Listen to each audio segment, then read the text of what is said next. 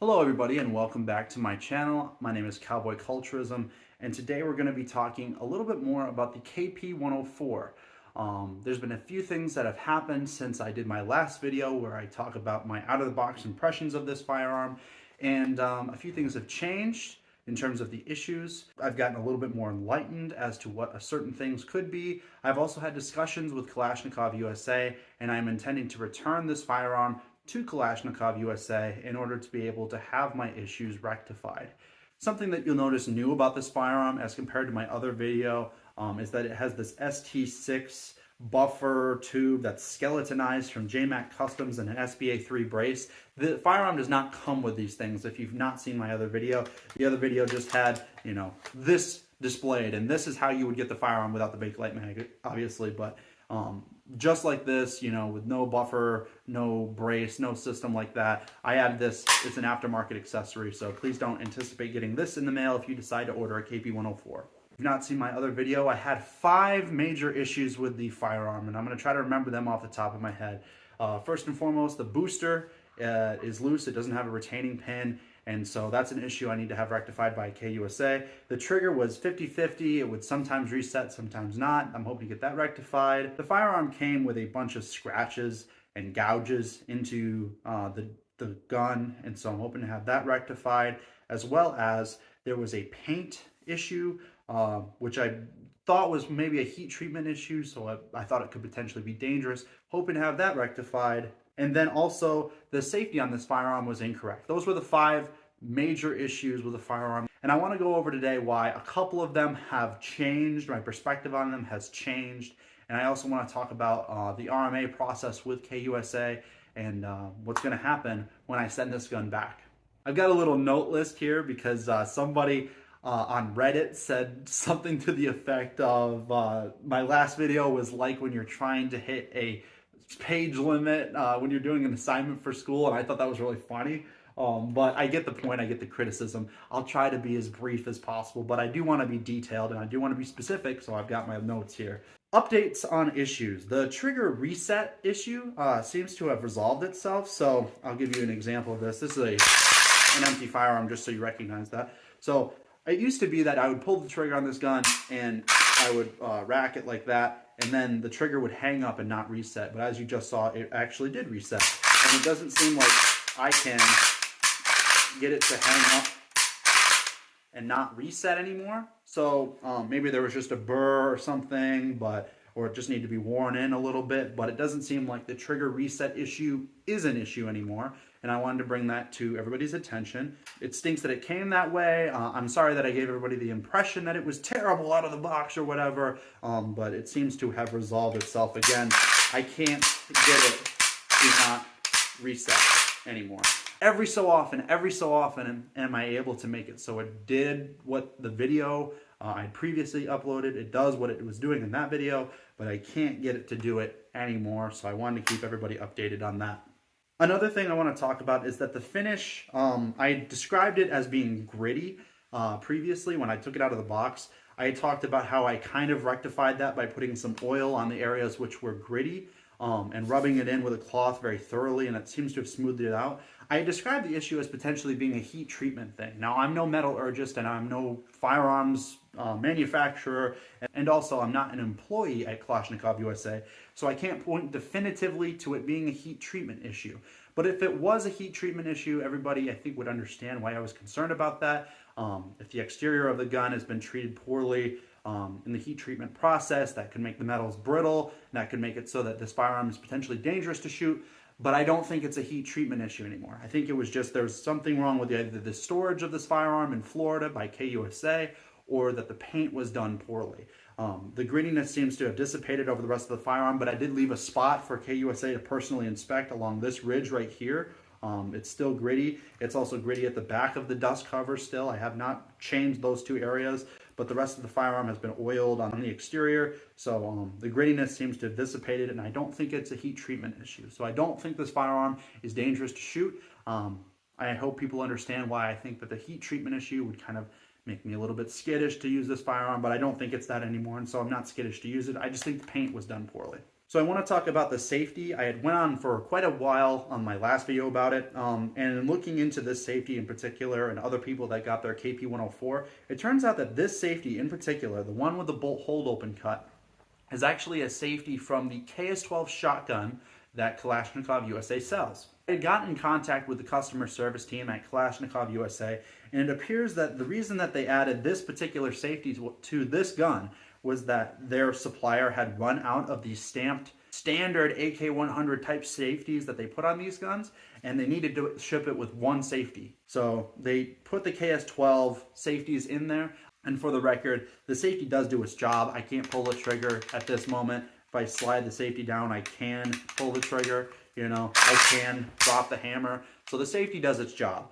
But it's from a shotgun. And I get why they want to put it out there. They want to get this product to market, and they want to make sure it has the safety on it. And the safety does do its job, but they market these firearms as clone correct firearms. And unfortunately, by adding this safety, which is just a little bit longer than the other safeties, it has a little bit different indicator on this side, which leaves it with a different mark as it slides down the receiver. And it's got a little bit more enlarged aspect right here, and the bolt hold up and cut. This is just not a clone correct safety, unfortunately. So that's my issue with it. It isn't that the safety doesn't work, it's that the safety is not clone correct, and they market these firearms as clone correct. So I'm hoping to get this replaced in the RMA process. Now, I wouldn't say this is an issue necessarily, but there's just something I noticed on this firearm. On the dust cover in particular, there's some area where it seems like they have sanded it down. And as well, if you can look at the very peak of this, it looks like it's also almost bent out on both sides. This is kind of strange. It's not going to impede function, I don't think, but it is something that I noticed on this firearm that you could end up getting if you ordered a KP-104, and I just wanted to include that as a part of this video. So why am I begrudgingly RMA'ing the KP-104 by Kalashnikov USA? I say begrudgingly because I really like this firearm, but there's still issues with it. As I talked about, the booster is still an issue. The booster is only hanging on by the threads on the gas block up here. There should be a little pin here retaining the booster, but there's not. So the booster kind of spins freely on the threads, and the only thing that's keeping it on are the threads. I'm RMA'ing this firearm for this reason. Another reason I'm RMA'ing is that the safety is incorrect.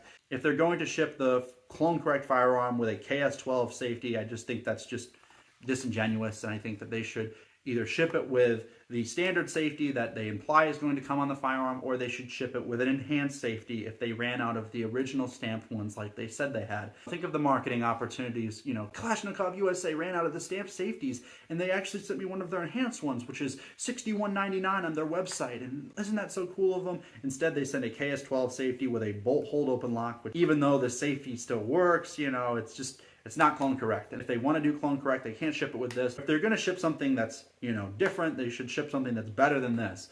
That's what I was saying in my original video. So I wanted to clarify that point. Another reason I'm RMA'ing this firearm is because even though I'm very sure that this is just the paint that I was talking about in my previous video, I want them to be 100% sure that this heat treatment job was not botched. And they're much more qualified to do that as compared to me.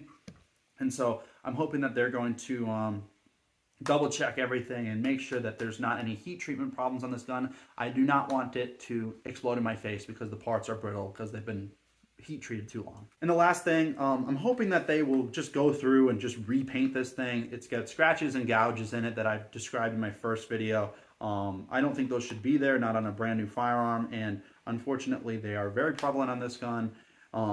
They're not going to impede function, but if they're going to go over and make sure that the heat treatment and the paint was done correctly, and they decide that it wasn't, if they painted it all over again and made it look like brand new, like I kind of anticipated it would look right out of the box, I would not complain. So that's another reason I'm RMA'ing this firearm. So now I want to talk about Kalashnikov USA's customer service. My complaints about this firearm, it feels like it went through the whole customer service team and it got pushed to the right channels in order for me to have a conversation with somebody that would rectify my issues. KUSA actually did put me in touch with Evan Rosenthal, who is the Vice President of Product Development at Kalashnikov USA. I got to talk to Evan for a good 10 minutes. We had a conversation about all my issues with this. He talked to me about why the safety came as it was and why this, came the way that it did and how it shouldn't have done that. And we got to talk about everything that had to do with this firearm.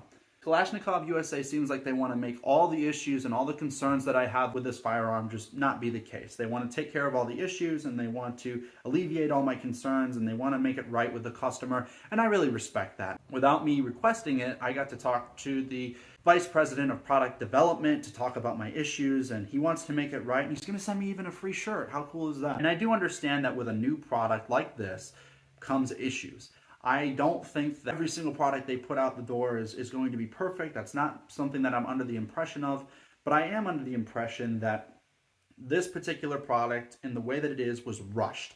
That's what it feels like it was. The paint job was done in a way that kind of felt like they needed to get this out the door. They're like, well, we need to add this safety so we can just get it out the door. You know, they're not checking things like the muzzle device being on there securely, and they just need to get it out the door. It felt like this product might have been rushed to market, is what I'm trying to say.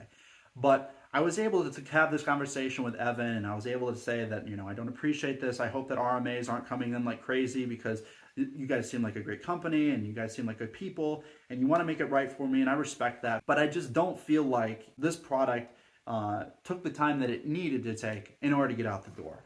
And it's unfortunate that that's the case, but I think that KUSA wants to make it right, and I respect them for that. And that's why I want to do another update video, because it felt like I sort of went scorched earth on KUSA if you watched my last video.